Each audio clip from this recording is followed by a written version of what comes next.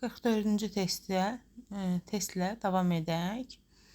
Manna dövləti və İskit şahlığının Venn diaqramını veribdir. Sirdaka şəhərində müqavilə imzalanması gedəcək Manna dövlətinə. Assuriya ilə müharibə aparılması gedəcək ortaya 3-ə.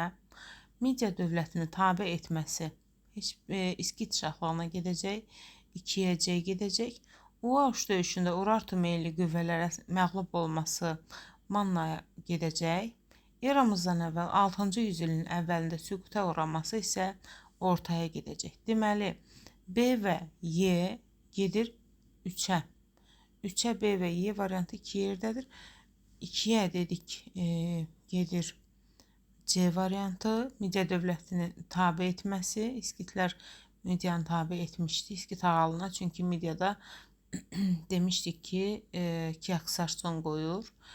Və 1-ə isə A deməli B variantıdır cavab.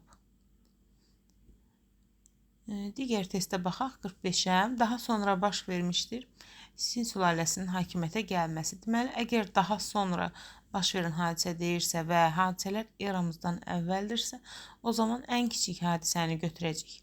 Sin sülaləsinin hakimiyyətə gəlməsi eramızdan əvvəl 221-ci ildədir. Xeronea döyüşünün baş verməsi eramızdan əvvəl 338-ci ildədir. Solon islahatının həyata keçirilməsi eramızdan əvvəl 594-cü ildədir. Pinçen sazişinin imzalanması eramızdan əvvəl 200-cü ildədir.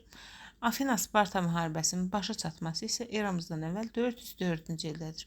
Deməli, burada ən gec baş vermiş, yəni daha sonra baş vermiş və ən kiçik rəqəm Pinçen sazişinin imzalanmasıdır.